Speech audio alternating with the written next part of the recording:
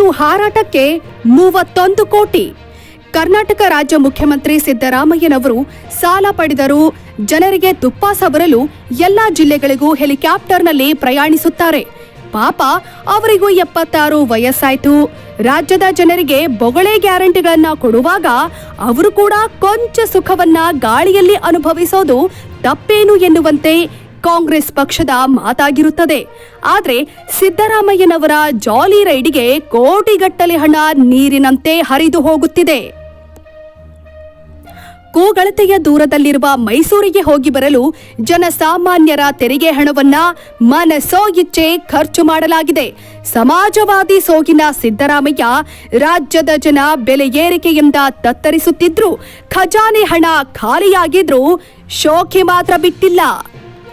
ಕರ್ನಾಟಕ ಮುಖ್ಯಮಂತ್ರಿ ಸಿದ್ದರಾಮಯ್ಯ ಅವರ ಹೆಲಿಕಾಪ್ಟರ್ ಪ್ರಯಾಣವು ತೆರಿಗೆದಾರರಿಗೆ ದೊಡ್ಡ ಹೊರೆಯಾಗಿದೆ ಎಂಬ ಮಾತು ಜನರದ್ದಾಗಿರುತ್ತದೆ.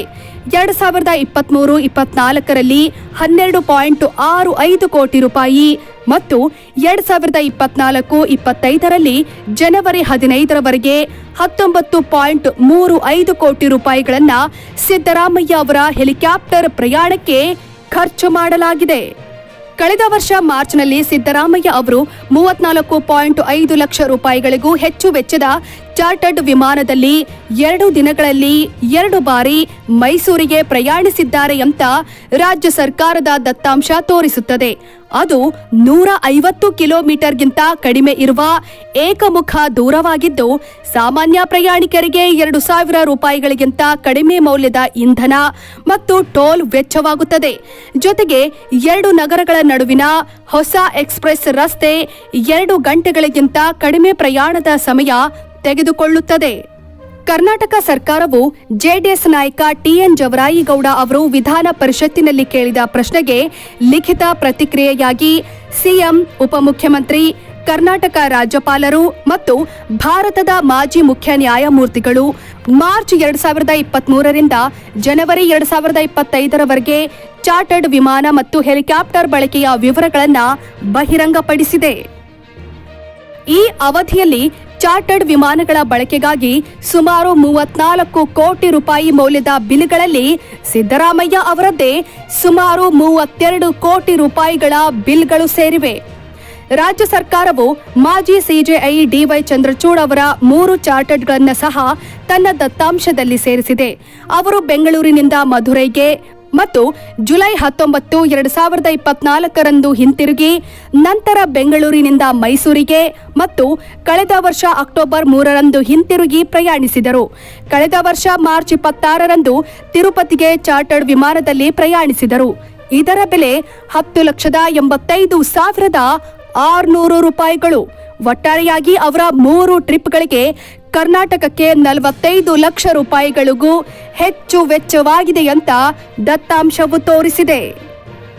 ಸಿದ್ದರಾಮಯ್ಯ ಸರ್ಕಾರದ ಉಪಮುಖ್ಯಮಂತ್ರಿ ಡಿಕೆ ಶಿವಕುಮಾರ್ ಪೂರ್ವ ಬೆಂಗಳೂರಿನಲ್ಲಿರುವ ಎಚ್ಎಎಲ್ ವಿಮಾನ ನಿಲ್ದಾಣದಿಂದ ಉತ್ತರದಲ್ಲಿರುವ ನಗರದ ಅಂತಾರಾಷ್ಟ್ರೀಯ ವಿಮಾನ ನಿಲ್ದಾಣಕ್ಕೆ ಸುತ್ತಿನ ಪ್ರವಾಸಕ್ಕಾಗಿ ಹೆಲಿಕಾಪ್ಟರ್ ಅನ್ನ ಬಾಡಿಗೆಗೆ ಪಡೆದರು. 1 ಗಂಟೆಗಿಂತ ಕಡಿಮೆ ಅವಧಿಯ ಈ ಪ್ರವಾಸಕ್ಕೆ ರಾಜ್ಯಕ್ಕೆ 7,19,800 ರೂಪಾಯಿಗಳು ವೆಚ್ಚವಾಗಿದೆ ಅಂತ ದತ್ತಾಂಶವು ತೋರಿಸುತ್ತದೆ. ಸರ್ಕಾರ ಬಿಡುಗಡೆ ಮಾಡಿದ ಅಂಕಿ ಅಂಶಗಳ ಪ್ರಕಾರ ಕರ್ನಾಟಕ ರಾಜ್ಯಪಾಲ ಥಾವರ್ ಚಂದ್ ಗೆಹ್ಲೋಟ್ ಅವರು ಜನವರಿ 2023ರಿಂದ ಜುಲೈ 2024ರವರೆಗಿನ ವಿಮಾನ ಪ್ರಯಾಣವು ರಾಜ್ಯ ಖಜಾನೆಗೆ 1,75,62,466 ರೂಪಾಯಿಗಳಷ್ಟು ವೆಚ್ಚವಾಗಿದೆ. ಇದರಲ್ಲಿ ಗೆಹ್ಲೋಟ್ ಅವರ ಮುಂಬೈ ಮತ್ತು ಇಂದೋರ್ಗೆ ಮಾಡಿದ ಪ್ರವಾಸಗಳು ಸೇರಿವೆ. ಒಂದು ಸಂದರ್ಭದಲ್ಲಿ ಗೆಹ್ಲೋಟ್ ಬೆಂಗಳೂರಿನ ಎಚ್ಎಎಲ್ ವಿಮಾನ ನಿಲ್ದಾಣದಿಂದ ಹುಬ್ಬಳ್ಳಿ ವಿಮಾನ ನಿಲ್ದಾಣಕ್ಕೆ ಮತ್ತು ಕಳೆದ ವರ್ಷ ಮಾರ್ಚ್ 1ರಂದು ಹಿಂತಿರುಗಲು ಮತ್ತು ನಂತರ 5 ದಿನಗಳ ನಂತರ ಮತ್ತೆ ಒಂದು ವಿಮಾನವನ್ನ ಬಾಡಿಗೆಗೆ ಪಡೆದರು. 2 ಪ್ರಯಾಣಗಳಿಗೆ ತಲಾ 12,78,333 ರೂಪಾಯಿಗಳಷ್ಟು ವೆಚ್ಚವಾಗಿದೆ. ಮೇ 2023ರಲ್ಲಿ ಮುಖ್ಯಮಂತ್ರಿ ಹುದ್ದೆಯನ್ನ ವಹಿಸಿಕೊಂಡ ಕೇವಲ 1 ವಾರದ ನಂತರ ಸಿದ್ದರಾಮಯ್ಯ ಬೆಂಗಳೂರಿನ ಎಚ್ಎಎಲ್ನಿಂದ ದೆಹಲಿಗೆ ವಿಮಾನವನ್ನ ಬಾಡಿಗೆಗೆ ಪಡೆದರು ಅಂತ ಡೇಟಾ ತೋರಿಸುತ್ತದೆ. ಇದಕ್ಕೆ 41,53,600 ರೂಪಾಯಿ ವೆಚ್ಚವಾಯಿತು. ಹೊಸದಾಗಿ ರಚನೆಯಾದ ಕರ್ನಾಟಕ ಸರ್ಕಾರದಲ್ಲಿ ಕ್ಯಾಬಿನೆಟ್ ಹುದ್ದೆಗಳಿಗೆ ಮಾತುಕತೆಗಳು ಉತ್ತುಂಗದಲ್ಲಿದ್ದಾಗ ಅವರ ವಿಶ್ವಾಸಾರ್ಹ ಲೆಫ್ಟಿನೆಂಟ್ಗಳು ಅವರೊಂದಿಗೆ ಇದ್ದರು. ರಾಜ್ಯದ ಒಳಗೆ ಮತ್ತು ಹೊರಗೆ ಅಧಿಕೃತ ಕೆಲಸಗಳಿಗಾಗಿ ಆಗಾಗ ಪ್ರಯಾಣಕ್ಕಾಗಿ ಖಾಸಗಿ ಚಾರ್ಟರ್ ವಿಮಾನಗಳನ್ನು ಬಳಸುವುದರ ವೆಚ್ಚದ ಬಗ್ಗೆ ಕಾಂಗ್ರೆಸ್ ಮತ್ತು ಬಿಜೆಪಿ ವಾಗ್ವಾದ ನಡೆಸಿವೆ. ಕಳೆದ 2 ವರ್ಷಗಳಲ್ಲಿ ಸಿದ್ದರಾಮಯ್ಯ ಅವರ ವೆಚ್ಚದ ಬಗ್ಗೆ ಬಿಜೆಪಿ ತೀವ್ರವಾಗಿ ಟೀಕಿಸಿದೆ. ಮುಖ್ಯಮಂತ್ರಿಗಳು ವಿವಿಧ ಹೆಲಿಪ್ಯಾಡ್ಗಳು ಮತ್ತು ರನ್ವೇಗಳಲ್ಲಿ ಇಳಿಯುವುದು ಸಾಮಾನ್ಯ ದೃಶ್ಯ. ಪರಿಷತ್ತಿನಲ್ಲಿ ಪ್ರಸ್ತುತಪಡಿಸಿದ ಮಾಹಿತಿಯ ಪ್ರಕಾರ ಸಿದ್ದರಾಮಯ್ಯ ಅಧಿಕಾರಕ್ಕೆ ಬಂದ ನಂತರ ಅವರ ಚಾರ್ಟರ್ಡ್ ವಿಮಾನ ಮತ್ತು ಹೆಲಿಕಾಪ್ಟರ್ ಬಿಲ್ಗಳು 32 ಕೋಟಿ ರೂಪಾಯಿಗಳನ್ನ ದಾಟಿವೆ. ರಾಹುಲ್ ಗಾಂಧಿ ಅವರು ಮೋದಿಯನ್ನ ಅವರು ಧರಿಸುವ ಬಟ್ಟೆ, ಕೋಟ್, ಗಡಿಯಾರ ಮತ್ತು ಶೂಗಳ ಬಗ್ಗೆ ಟೀಕಿಸುತ್ತಾರೆ. ಆದರೆ ಸಿದ್ದರಾಮಯ್ಯ ಅವರ ಹೆಲಿಕಾಪ್ಟರ್ ಪ್ರಯಾಣಗಳು ಕೋಟಿಗಟ್ಟಲೆ ವೆಚ್ಚವಾಗುತ್ತವೆ. ಇದರ ಬಗ್ಗೆ ಸಿದ್ದರಾಮಯ್ಯನವರ ಚಕಾರವಿಲ್ಲ. ಸಿದ್ದರಾಮಯ್ಯನವರೇ, ನಿಮ್ಮ ಆಡಳಿತದಲ್ಲಿ ಅಭಿವೃದ್ಧಿಗೆ, ರೈತರಿಗೆ, ಮೂಲಭೂತ ಸೌಕರ್ಯಗಳಿಗೆ ಹಣವಿಲ್ಲ. ಆದರೆ ವೈಯಕ್ತಿಕ ವಿಮಾನ ಪ್ರಯಾಣಗಳಿಗೆ ಮತ್ತು ಭೂಕಬಳಿಕೆ ವ್ಯಾಜ್ಯಕ್ಕೆ ವಕೀಲರಿಗೆ ಕೊಡೋದಕ್ಕೆ ಸಾಕಷ್ಟು ಹಣವಿದೆಯಲ್ಲವೇ ಅಂತ ಜನ ಪ್ರಶ್ನಿಸುತ್ತಿದ್ದಾರೆ. ಮಂಡಿ ನೋವಿನಿಂದ ಬಳಲುತ್ತಿರುವ ಮುಖ್ಯಮಂತ್ರಿ ಸಿದ್ದರಾಮಯ್ಯ ಇತ್ತೀಚೆಗೆ ವಿಧಾನಸೌಧದವರೆಗೆ ದುಬಾರಿ ಟೊಯೋಟಾ ವೆಲ್ಫೇರ್ ಕಾರಿನಲ್ಲಿ ಬಂದಿದ್ದು ಕೂಡ ತೀವ್ರ ಚರ್ಚೆಗೆ ಗ್ರಾಸವಾಗಿದ್ದನ್ನ ಇಲ್ಲಿ ಸ್ಮರಿಸಬಹುದು. ದೇಶದ ಬೇರೆ ಬೇರೆ ರಾಜ್ಯಗಳ ಮುಖ್ಯಮಂತ್ರಿಗಳ ಪ್ರಯಾಣ ಭತ್ಯೆ ಪರಿಶೀಲಿಸುವುದಾದರೆ ಮಧ್ಯಪ್ರದೇಶದ ಹೊಸ ಸರ್ಕಾರ ಅಧಿಕಾರಕ್ಕೆ ಬಂದ 1 ವರ್ಷಕ್ಕಿಂತ ಕಡಿಮೆ ಅವಧಿಯಲ್ಲಿ ವಿಮಾನ ಪ್ರಯಾಣಕ್ಕಾಗಿ 32.85 ಕೋಟಿ ರೂಪಾಯಿಗಳಿಗೂ ಹೆಚ್ಚು ಖರ್ಚು ಮಾಡಿದೆ. ಇದು ದಿನಕ್ಕೆ ಸರಾಸರಿ 9.25 ಲಕ್ಷ ರೂಪಾಯಿಗಳಾಗಿವೆ. ಈ ಬಹಿರಂಗಪಡಿಸುವಿಕೆಯು ರಾಜಕೀಯ ಚರ್ಚೆಗಳನ್ನು ಹುಟ್ಟುಹಾಕಿದೆ. ಇವುಗಳಲ್ಲಿ 428 ಬಾಡಿಗೆ ವಿಮಾನಗಳಲ್ಲಿ ಮತ್ತು 238 ಸರ್ಕಾರಿ ಸ್ವಾಮ್ಯದ ವಿಮಾನಗಳು ಮತ್ತು ಹೆಲಿಕಾಪ್ಟರ್ಗಳಿವೆ.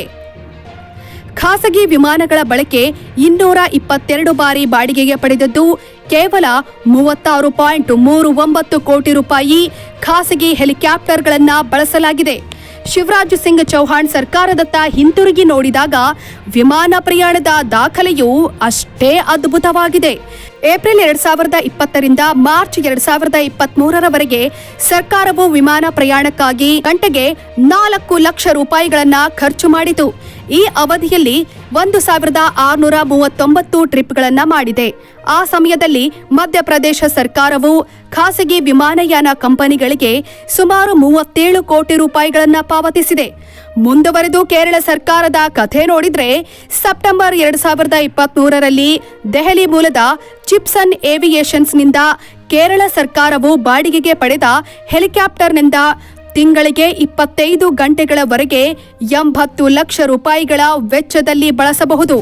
ಈ ಮಿತಿಯನ್ನ ಮೀರಿದ ಯಾವುದೇ ಹೆಚ್ಚುವರಿ ಹಾರಾಟಕ್ಕೆ ಗಂಟೆಗೆ 90,000 ರೂಪಾಯಿಗಳ ಹೆಚ್ಚುವರಿ ಶುಲ್ಕ ಅನ್ವಯಿಸುತ್ತದೆ.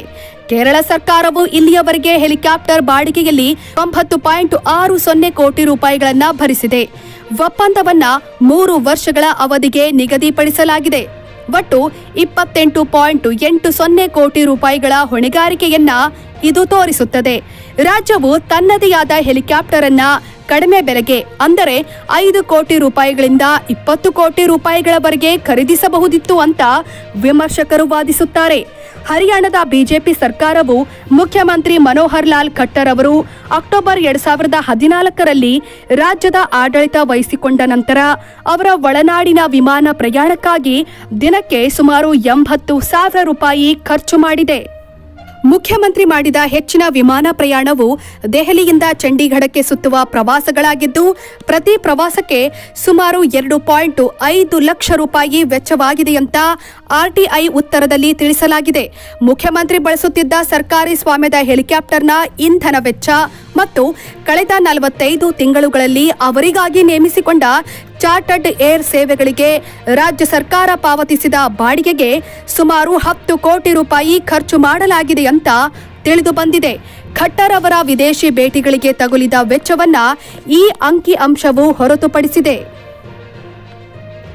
ನಾಗರಿಕ ವಿಮಾನಯಾನ ಇಲಾಖೆ ಒದಗಿಸಿದ ಆರ್ಟಿಐ ಮಾಹಿತಿಯ ಪ್ರಕಾರ ಅಕ್ಟೋಬರ್ 2014 ಮತ್ತು ಜುಲೈ 2018 ನಡುವೆ ರಾಜ್ಯ ಹೆಲಿಕಾಪ್ಟರ್ನ ಇಂಧನಕ್ಕಾಗಿ ಮಾಡಿದ ವೆಚ್ಚ 10.5 ಕೋಟಿ ರೂಪಾಯಿ. ಇದೇ ಅವಧಿಯಲ್ಲಿ ಚಾರ್ಟರ್ಡ್ ವಿಮಾನ ಸೇವೆಗಳಿಗೆ ಖರ್ಚು ಮಾಡಿದ ಮೊತ್ತ 9.3 ಕೋಟಿ ರೂಪಾಯಿ. 2015ರಲ್ಲಿ 69 ಬಾರಿ, 2016ರಲ್ಲಿ 24 ಬಾರಿ ಮತ್ತು 2017ರಲ್ಲಿ 15 ಬಾರಿ ಖಟ್ಟರ್ಗಾಗಿ ಚಾರ್ಟರ್ಡ್ ವಿಮಾನ ಅಥವಾ ಹೆಲಿಕಾಪ್ಟರ್ ಅನ್ನ ಬಾಡಿಗೆಗೆ ಪಡೆಯಲಾಗಿದೆ. ಇನ್ನು ಅಸ್ಸಾಂ ಸರ್ಕಾರ ಮುಖ್ಯಮಂತ್ರಿ ಮತ್ತು ಇತರರ 58 ಕೋಟಿ ರೂಪಾಯಿ ವಿಮಾನ ವೆಚ್ಚವನ್ನ ಭರಿಸಿದೆ. ಹೀಗೆ ಪ್ರತಿ ರಾಜ್ಯದ್ದು ಈ ಪಟ್ಟಿ ಒಂದಕ್ಕಿಂತ ಒಂದು ಏರುತ್ತಲೇ ಹೋಗುತ್ತಿದೆ. ಜನೋದ್ಧಾರಕರು ಎಂದು ಹೇಳಿಕೊಂಡು ಅಧಿಕಾರಕ್ಕೆ ಬರುವ ಸರ್ಕಾರಗಳು ಜನರ ತೆರಿಗೆ ಹಣವನ್ನ ಲೂಟಿ ಮಾಡುವುದರಲ್ಲಿ ನಿರತವಾಗಿದೆ. ಇವರಿಗೆ ತಮ್ಮ ಐಷಾರಾಮಿ ಬದುಕಿಗೆ ಜನರ ದುಡ್ಡೇ ಬೇಕಾ? ಇದು ಪ್ರತಿಯೊಬ್ಬರ ಪ್ರಶ್ನೆಯಾಗಿದೆ. ಒಟ್ಟಾರೆ ನಮ್ಮ ದೇಶದಲ್ಲಿ ಮುಖ್ಯಮಂತ್ರಿಗಳಿಂದ ಹಿಡಿದು ದೇಶದ ವಿಐಪಿಗಳು ಸಾಮಾನ್ಯರಂತೆ ವಿಮಾನ ಹಾಗೂ ಹೆಲಿಕಾಪ್ಟರ್ನಲ್ಲಿ ಓಡಾಡಿದರೆ ಬಹುಶಃ ಈ ದುಬಾರಿ ಖರ್ಚುಗಳಿಗೆ ಕಡಿವಾಣ ಹಾಕಬಹುದು. ಇದಕ್ಕೆ ಉದಾಹರಣೆಯಾಗಿ ದಿವಂಗತ ಶ್ರೀ ಮನೋಹರ್ ಗೋಪಾಲಕೃಷ್ಣ ಪ್ರಭು ಪರಿಕರ್ ಗೋವಾ ಮುಖ್ಯಮಂತ್ರಿಗಳಾಗಿದ್ದಾಗ ಯಾವುದೇ ಬೆಂಗಾವಲಿನ ಪಡೆಯಿಲ್ಲದೆ ದ್ವಿಚಕ್ರ ವಾಹನ ಬಳಸಿ ಓಡಾಡುತ್ತಿದ್ದರು. ಅವರು ನಮ್ಮ ದೇಶದ ರಕ್ಷಣಾ ಸಚಿವರು ಆಗಿದ್ದರು. ಅದೇ ರೀತಿ ನಮ್ಮ ದೇಶದ ರಾಷ್ಟ್ರಪತಿಯಾಗಿ ದಿವಂಗತ ಡಾಕ್ಟರ್ ಎಪಿಜೆ ಅಬ್ದುಲ್ ಕಲಾಂ ಅವರುಗಳನ್ನ ಸ್ಮರಿಸಿಕೊಂಡರೆ ಪ್ರತಿ ರಾಜ್ಯದಲ್ಲೂ ಜನರ ತೆರಿಗೆ ಹಣವನ್ನ ಉಳಿಸಬಹುದು. ವೀಕ್ಷಕರೇ, ಈ ಸುದ್ದಿ ನಿಮಗೆ ಇಷ್ಟವಾದಲ್ಲಿ ನಮ್ಮ ಚಾನೆಲ್ ಅನ್ನ ಸಬ್ಸ್ಕ್ರೈಬ್ ಮಾಡಿ, ಲೈಕ್ ಮಾಡಿ, ಶೇರ್ ಮಾಡಿ.